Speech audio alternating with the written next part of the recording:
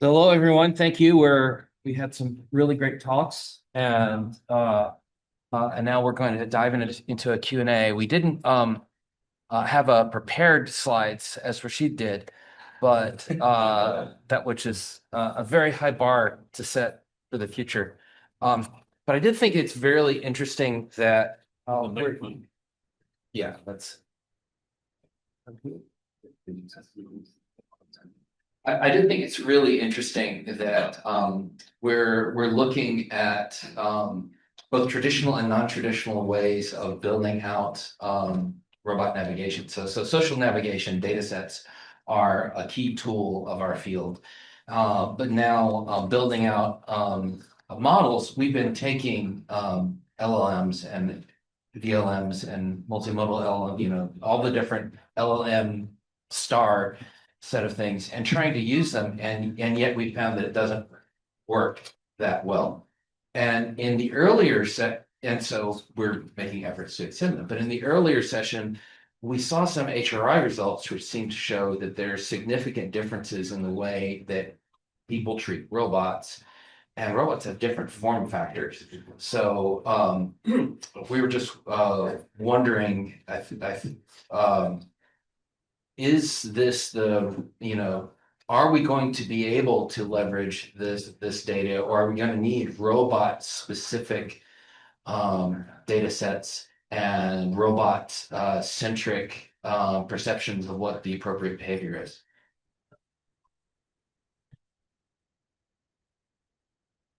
Yeah, I think that's a super important point. In fact, that's one of the main motivations behind ScanD in the first place, is that we weren't charting the way people move through crowds, but rather we were actually navigating a robot through the crowd. And so, we were seeing how people respond to a robot, not how people respond to people. And I think that's one of the key features of the ScanD data set. But yeah, I think it's definitely it's inspiring the way people move through the crowd. It might be very well that the robots need to behave differently than people because of the responses of the others.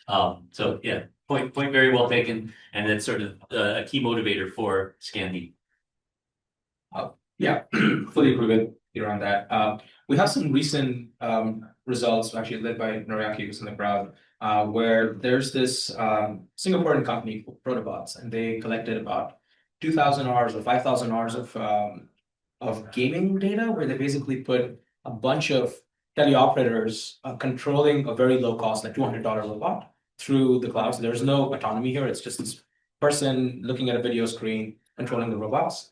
And this is in maybe 15, 20 different countries around the world. And I was actually really excited because maybe we'll see humans behave differently. People would be, in some places, maybe people are more accepting of robots. Maybe some places they just go kick it or run it over or something like that. And we try to do this study where we would deploy an algorithm, like your favorite policy model, doing the navigation and see how humans react to it versus maybe humans that control the robots and see if people can tell, maybe like a Turing test of, can you tell if this is a human driving it or a policy driving it? No answers on this yet because our policies are really bad. So you can't tell that it's a policy driving it because it crashes. But I think the overarching thing which I'm excited about here is how do we design kind of evaluations and benchmarks around this, knowing well that this is going to be a closed loop problem, and maybe there is this hidden variable in your robot, which is how good is your policy, and depending on how good your policy is, the response of people is going to be different, and finding a good way to measure that or evaluate that is going to be very hard, but also very fun. Yeah. And just one other point, this is not work I've done, but Shwesu, who's here, has along with Ryugursky, from what I understand, has been looking at the idea that not only will people respond to robots differently than they respond to people, but different people from different cultures will respond to robots differently. And so we're doing sort of these, I think it's important for us to do this, sort of social navigation data set gathering in different countries, and to see, and you might find that, for example, I think the hypothesis was that in places where people drive on one side of the road, people will tend to move, around robots or to that side versus when they're on the other side. And I don't know if there's other there's sort of main findings you found already, but I think we should recognize also that there's going to be different responses to robots from different people in different places and different ages and things like that. Hey, could I just follow up on that with a question? I'm Ben again from Rutgers. In addition to paying attention to different robots, different cultures, I'm interested in the problem, to take learning from a different perspective of different times, like as people learn to encounter robots in different, after repeated encounters, does that necessitate a need for evolving data sets, or what are the implications for the data that we've collected already and need to in the future? Yeah, that's a great point. I think that comes to the concept of co-adaptation that I've been thinking about with some colleagues a lot. But it's the idea that the example that somebody suggested to me recently was like, with Alexa, we have learned that you need to talk to Alexa in a particular way, right? People change their language. What we would really like is for Alexa to learn how to understand whatever we say, but instead people very quickly change the way they talk to these devices. And I think that does happen with robots as well. I find myself driving a little bit differently when there's a Waymo on the street next to me. There's Waymos all over Austin right now, and when I think I have adapted a little bit because I have a different model of the way the Waymo will drive from the way other people will drive.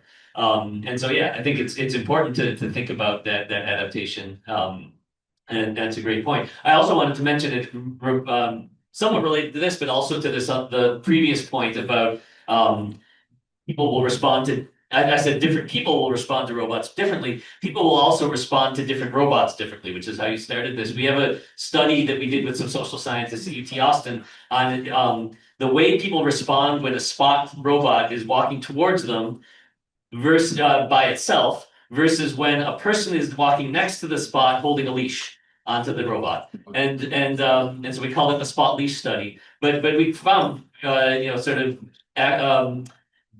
measurable differences between the way people will respond when it looks like there's a person controlling the robot. And by the way, the behavior of the robot was identical in all cases. The leash was doing nothing, but having that that sort of visual metaphor of the robot is under my control made a difference to how people respond.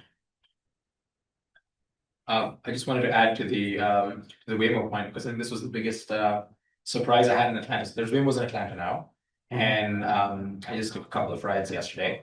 And the behavior of people, let's assume there's a stationary distribution of people, and when in SF and Atlanta people are the same people. 6 months ago in San Francisco, when the rollout happened, people would try to trick the car, take photos, take selfies with it. They would get amused that there's no driver. What if I just enter the road and will it stop for me? Very, very risky thing, but yeah. Especially bikers, they like cut in the lane and see what's going on. Now, no one cares.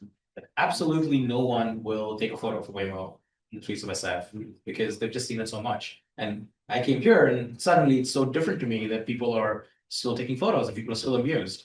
And I bet in about 4 months, nobody will care. And we will evolve to live around cars, and we do trust it because it is a 2-ton box of metal that's driving next to me when I'm biking on the road. I think humans will evolve, and I think it is important to acknowledge that when we think about humans and robots and houses, and it is a very different world, but we're amazing creatures and people.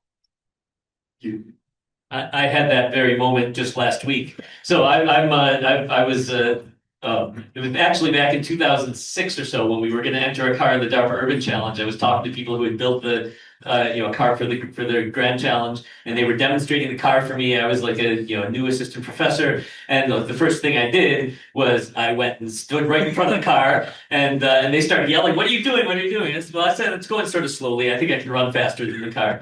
But that was I always play with the robots, and I had that moment just last week. I was riding my bike home. There was a Waymo coming towards me on a street with no other cars, and my first inclination was, what am I going to do? Am I going to I did inch towards it. I wanted to pull right in front of it, and I didn't. And part of my thought was, I have former students who work at Waymo. They're going to know it was me messing with the car. They'll have me on camera. That's what prevented me. But yeah, I have a model of what. I know that if I did that, what I wanted to do to a person in front of me, they would honk at me and they'd, get mad at me. But I don't yet have a model of what the way we'll do, and I want that model. Yeah. And so I was very tempted to experiment with it, and I think that's why people are doing it. Next time I might do it, but we'll see. You become the video people open their talks with. That's right. I must say, I saw somebody from the ICRA crowd jumping into a Waymo car last night when we were making the pay. Was you? There you go.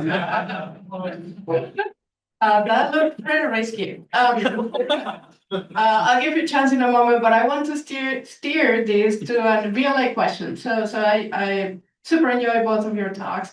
You both touch on the point of VLAs and VLMs. And so the question I was thinking about is the problem with all the statements that we do about these models is that they quickly come to not be true anymore because the models are improving really, really fast.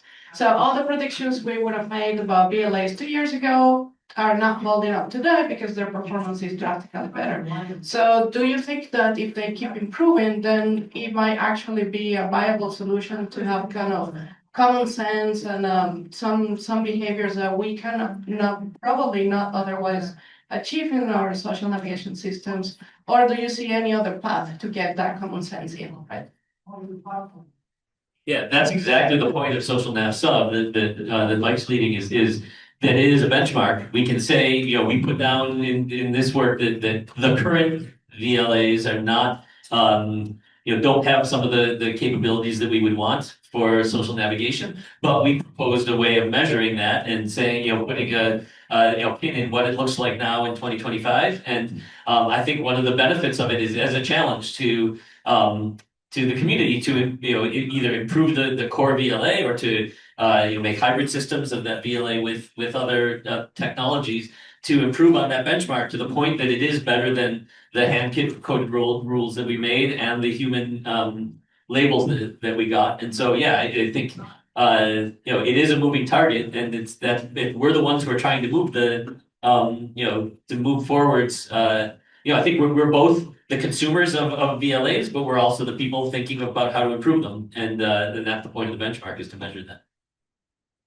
Maybe to take the perspective of, let's say, the model builder. So I think the answer is very different in the open source land and in the API land, where you're just underneath you every other week, your model's changing. And I struggled with this. We were working on using VLMs for some sort of planning, and then suddenly OpenAI changed the model under us, and we're like, oh no, everything that I so rigidly believed true is not true anymore because somebody just changed the model. And maybe the thing that I have internalized in the last year and a half is it's worth thinking about which of the you see all these language papers and conferences, and they usually start with language models are great, but they cannot do X, and this is our bag of tricks to do X. I think it's worth thinking about how many of these things they cannot do X today, or they can never do X because there's a fundamental problem. I think there are some fundamental challenges, but there are some red herrings that we should watch out for. I think one such example for me, and it's not fully solved yet, but for the longest time we read, VLMs or language models don't understand space, or they don't understand 3D structure. And that was true. That was definitely true when some of us wrote some papers in 2021 and 2022. And then someone realized, this is an important property for a model to have. So they collected a bunch of data. Someone sitting with a lot of GPUs and TPUs, they collected a lot of data. They trained on it and they iterated on it because now they made a benchmark. They iterated on it. And because this was valuable to do, today, not even any single model, pretty much every model provider, if you take their best model and you give them some version of a 2D to 3D task. They do really well at it. They can do, most of them can do some notion of free space planning. Most of them can roughly identify bounding boxes in the same model that we thought, oh, this was never possible. So maybe it was possible. It was just, if somebody decided to put a lot of data on it, maybe it's not the best use of everyone's time to do that. But maybe it is the best use of our time to work on things that we know will not get obviated just by collecting a lot of data and training on it. Because over time, most things will start improving. Yeah. So we have a question over Yeah, there too. I just want to follow. Yeah, follow up, and then we should go. Yeah. So, so you're saying we should publicly humiliate the language model makers with benchmarks that show that it doesn't work, and then they'll fix those things? It is a pretty good way to make things work. Yes. Yeah. Yes. It does work. Yeah. It does. Okay. Thank you for your presentation. I'm Yulong from Berkeley Tech. Actually, I was taking Dr. Stone's reinforcement learning from UT Austin. So my question was, how do you see the difference of applying reinforcement learning or imitation learning in social navigation? Because I think these both have advantages or disadvantages. For example, for imitation learning, it tends to overfit the training data set, like covariance shift. But it does not need a predefined reward function. But for reinforcement learning, you need to define the reward function, and it tends to generalize better than the imitation learning to the ANSI environment. So yeah, my question was, how should we choose what to use in the social navigation? Thank you. Yeah, that's a great question. In fact, both have challenges, and that you did, in addition to the ones you did mention, also additional challenges. So imitation learning, for one of the things we know from ScanD is we get positive examples of a good trajectory, but we don't have negative examples in the sense that if it might be that another trajectory is also good, right? There's not just a single thing that is or a single path that's the right way to drive in a socially compliant way. And imitation learning methods tend to assume that if you don't mimic what the person did, it's wrong. And that's not the case for social navigation. And so that's a challenge for imitation learning, trying to define what the negative examples are. For reinforcement learning, if you either have to do it on the real robot in very small number of trials, or you need a simulation with a really good model of people. And I know there's some people in the room here who are working on, who have worked on sort of simulators that include simulations of people. But I would say that there's still a gap. There's going to be a big reality gap between any sort of simulation of human movement, and so that's going to pose a challenge to reinforcement learning, is getting real data. And so, I think you then have to go down the sim to real path, or you need to try to come up with a constrained action space that allow you to learn with a fairly small amount of data. So I think there's challenges from all of these, which is part of the reason it's not a solved problem yet. But as is often the case, it might be sort of a hybrid approach is a way to go, to use imitation learning as a way of getting off the ground, getting a competent policy, and then fine-tuning with additional experience through reinforcement learning. But I don't think there's one silver bullet right now. Yeah, thank you. I had two questions for Peter. That's okay. Online. Okay. Online. Okay. Go ahead. I'm here. Sorry. Hi. Hi, Peter. Hi, Dhruv, and hi, Claudia. So my question is to Peter. So I'm kind of working on this multicultural social navigation data set along with some other collaborators in the room. So that was a very cool point that you mentioned, that many people behave differently. Different people behave differently with respect to robots. So, as someone who's working on this, I want to kind of learn from your experience, and I wanted to know what are some better lessons that you learned from collecting like a large data set like ScanD, and what recommendations would you give for people who are venturing out into this again?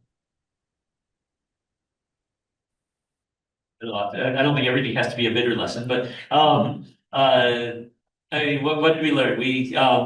I think some of the things I've already said. So first of all, collecting data sets is it can be tedious. It does take time.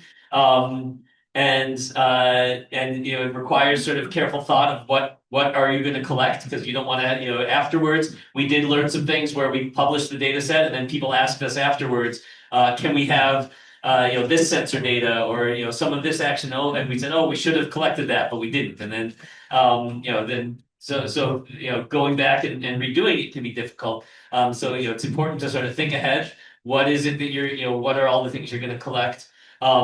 It's important to curate the data correctly and carefully. And so we had a collaborator in the Texas Data Repository her job is, like, she considers herself in some sense an archivist, a librarian, or somebody who specializes in how do you curate and prepare and distribute data.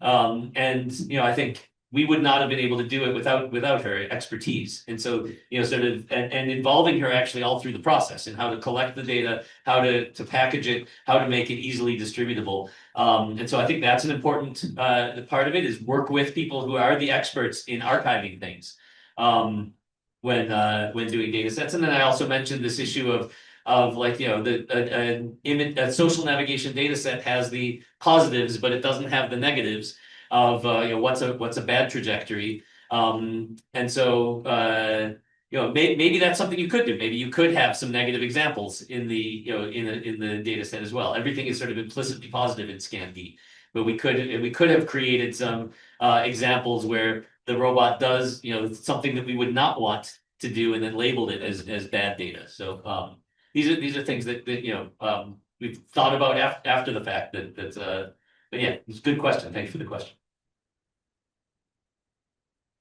Thank you. I think my question was on this exactly. Two issues. Peter, I think it was very interesting.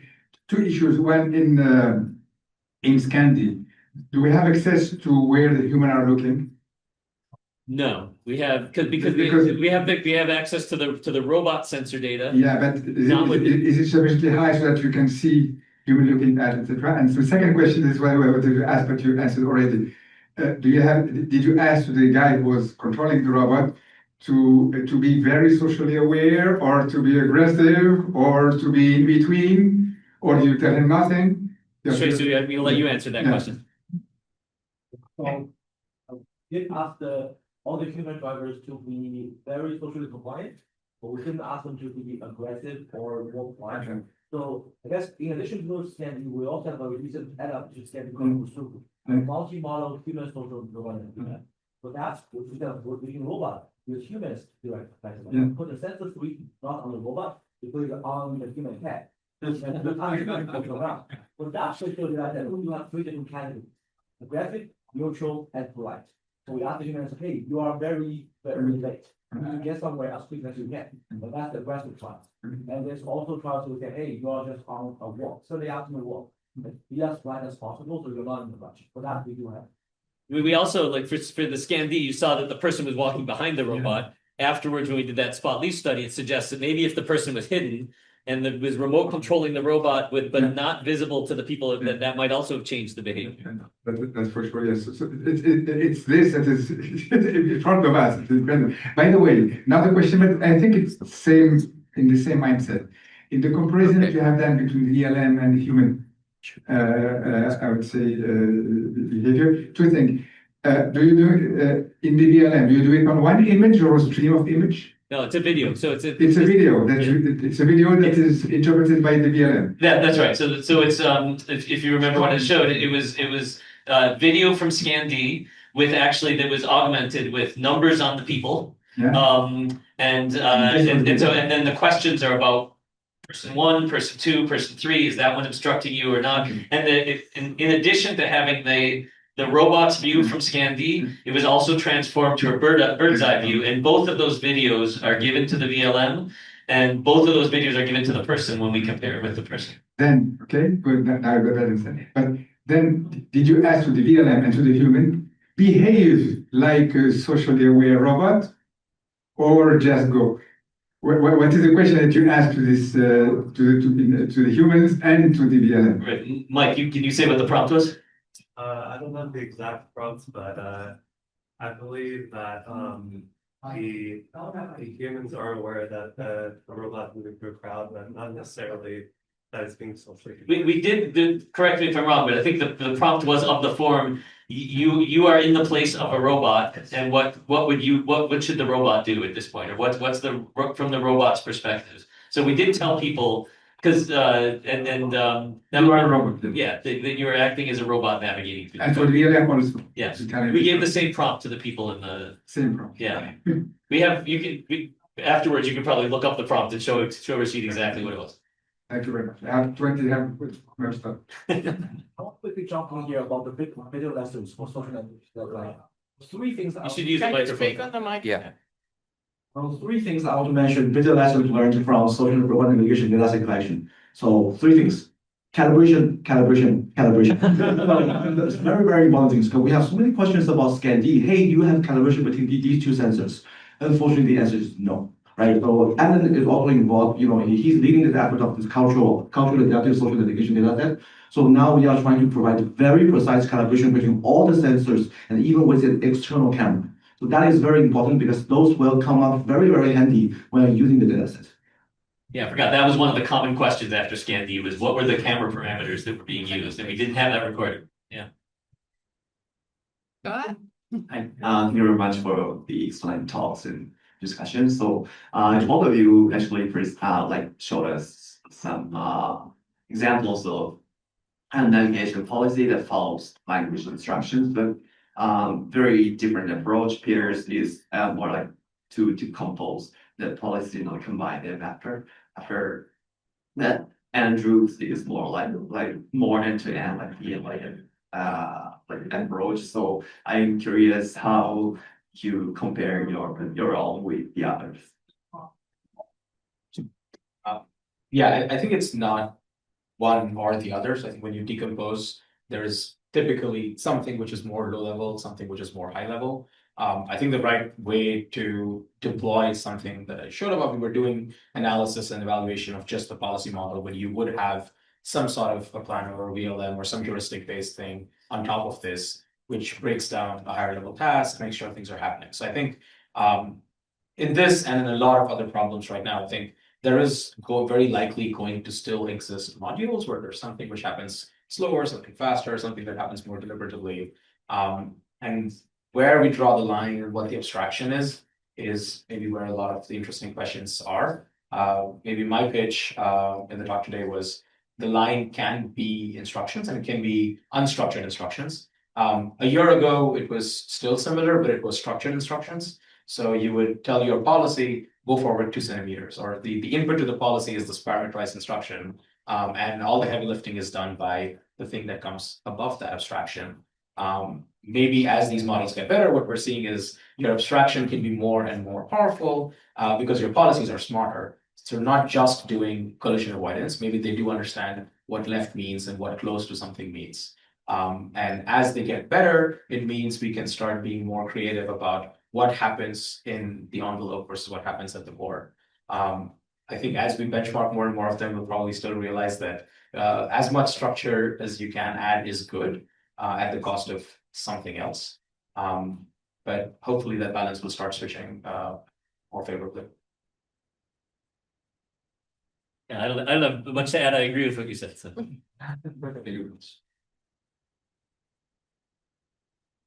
Hi, my question is for Peter. So I have walked in a lot of crowds upstream, and there's some amount of socially acceptable collisions.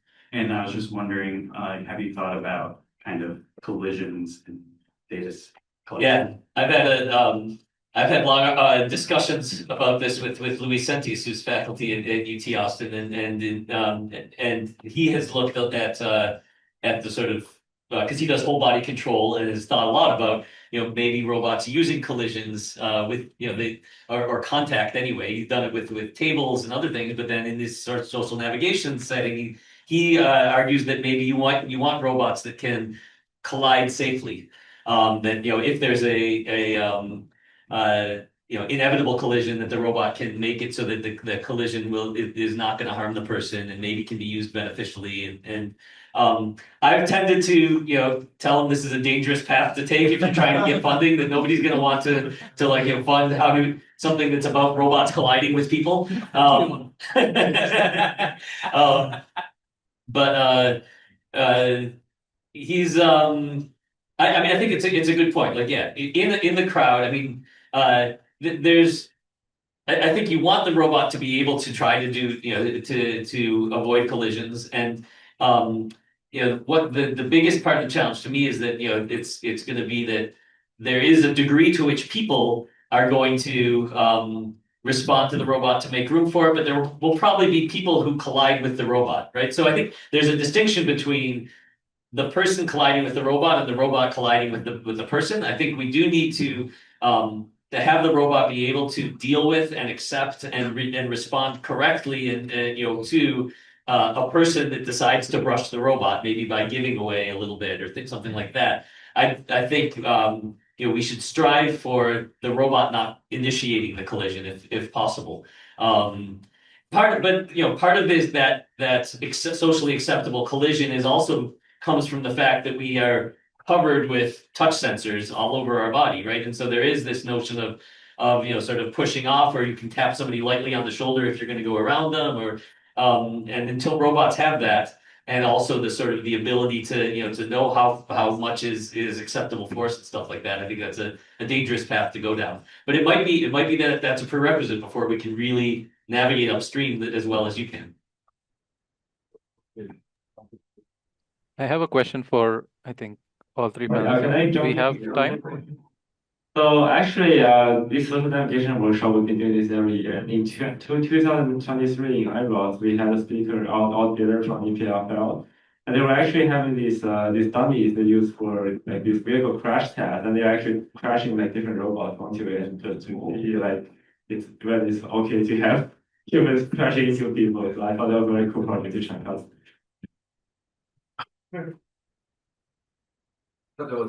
Yeah, I think there's a question online. Hi, this is a question from me again. Go ahead. So it's just a general question. So Peter, you talked about benchmarking VLMs for what they are good and what they are not good at for social navigation. I know, Dhruv, a lot of your work is for end-to-end models. And I just wanted to pick up on what Claudia said, which is the VLMs are getting so much better so quickly at a very high rate. So I was just a bit confused as to where we should be focusing our attention to in terms of improving these VLMs. Do we want them to be end-to-end agents, or do we want them to improve their scene understanding, or do we want them to be better at driving or steering the robot policies? I'll jump in a little bit because I had a very similar question. So Shaham, I'm going to write on a few yours. So it's back to your comment earlier about, yes, we should work on stuff that VLMs in 2 years will not gain that capability, right? That's what we want to work on. Within context of social navigation, what are those? I think that's what Shashank's question as well. So what are those that we should work on? I mean, we have some ideas there, but I would love to hear both of them.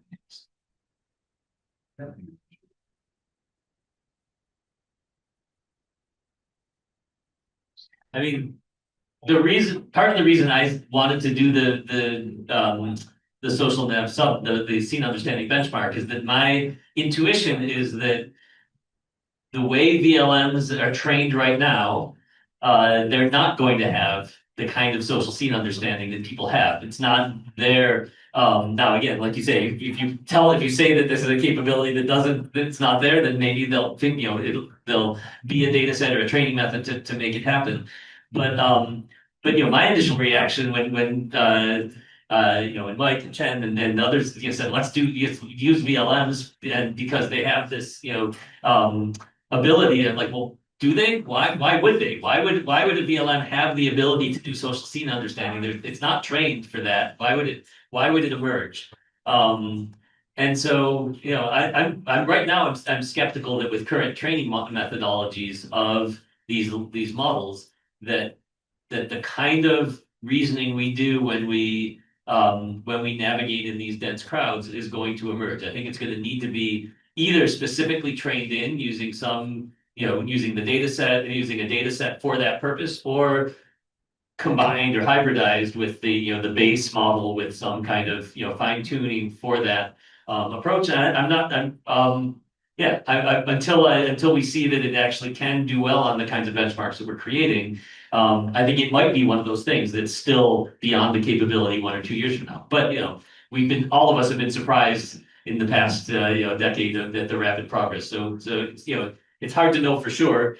The goalposts keep moving, so we'll see. Yeah, I'll add a couple of things. I do agree with that actually. I think if you believe that this could be, let's say learning social cues, if this is something you can distill back into a giant model, that fundamentally means there is an easy way to benchmark it, there's an easy way to collect that data and then upstream it. Because if there is a way, then there is a way to train models on it. Maybe the saving grace is that we have not been good at our jobs, so there are no good benchmarks that you can hill climb essentially. And if you could hill climb a benchmark passively, because it's not the fact that there is no way to measure it. There is no way to measure it passively, where you can just pay someone to do this 1,000,000 times and then put that data back in. It is a closed loop evaluation, and any good benchmark, as it's come up a few times, any good benchmark that relies on humans is going to be this closed loop benchmark, and that doesn't seem something you would very easily hill climb. I had a couple more ideas, but maybe there's there's something I want to jump in on what you said. It suggests is it might be that the fundamental. I mean, we know that there's a difference between correlational models and causal models, right? And that one of the fundamentally the large models we have right now are correlational models, and it might very well be that what you need to do to be good at social navigation is fundamentally causal.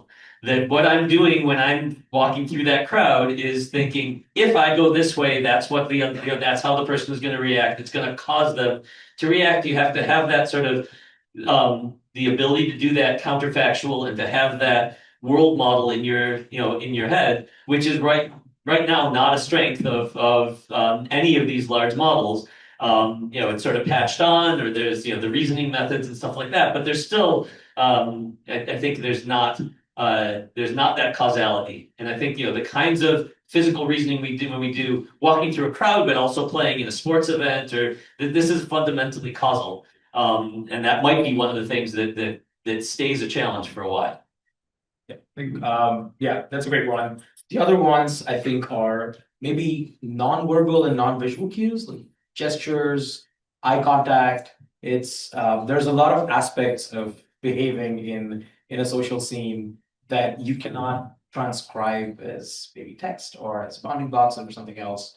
And perhaps there's a lot of value in figuring some of those aspects out as well. But it's just quick follow up. Like I agree with all of this. But let's say they do improve and they do these things. They become wonderful 3D reasoners and social cues readers. But inference is slow. So I'll give you this VLA oracle. It knows everything, but inference is slow, and social navigation needs to be reactive. What would you do with it? Would you still use it? What are approaches that we could take?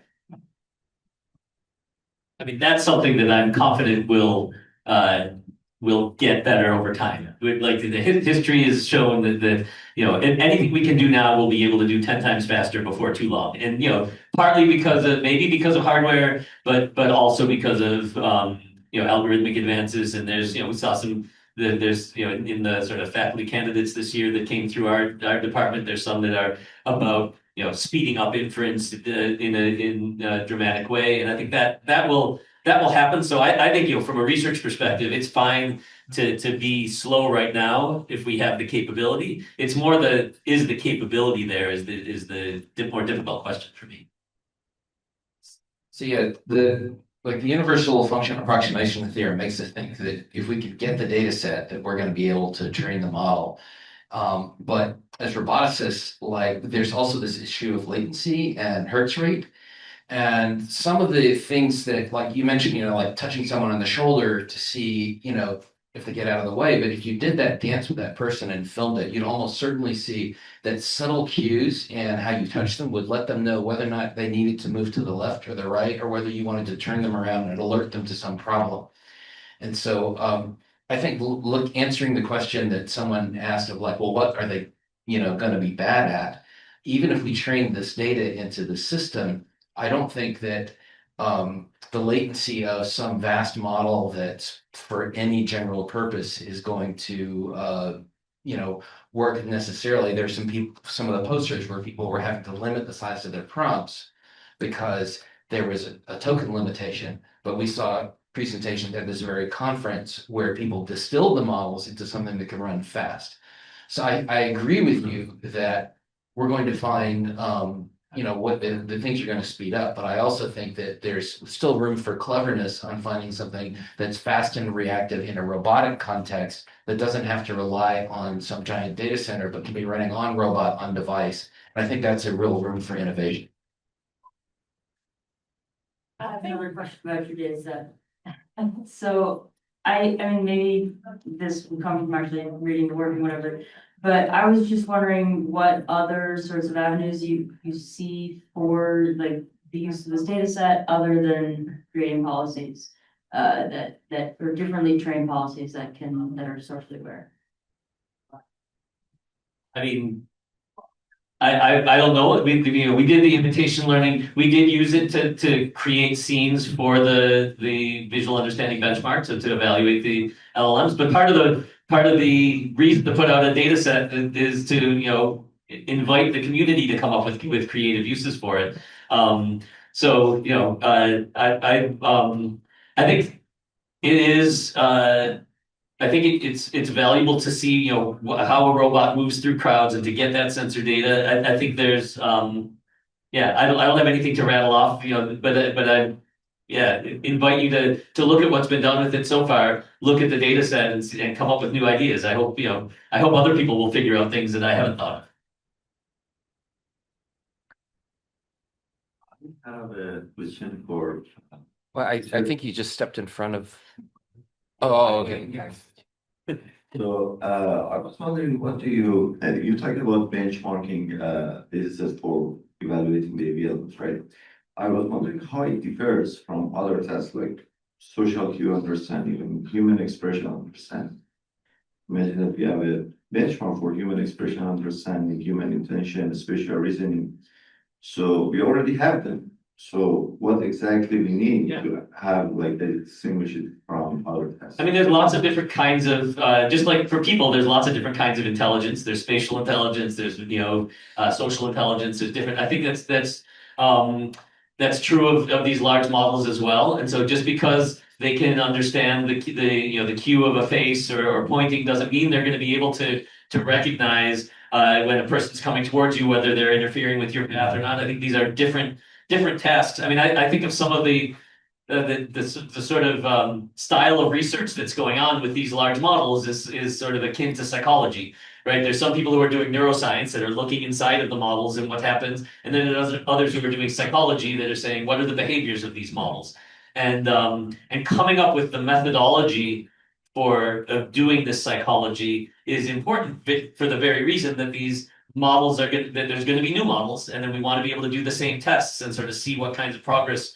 there's been. But I think every behavior is different. I don't think it implies, just like when Deep Blue wanted beat Kasparov at chess, that didn't mean that it could fold laundry, right? And, these are different types of intelligence. I think same thing. The kinds of intelligence you need for social scene understanding for navigation is different than the other kinds of social reasoning you might need. Well, we are up to time, so let's join me on thanking Peter and Dhruv, and thank you so much for attending. What's next?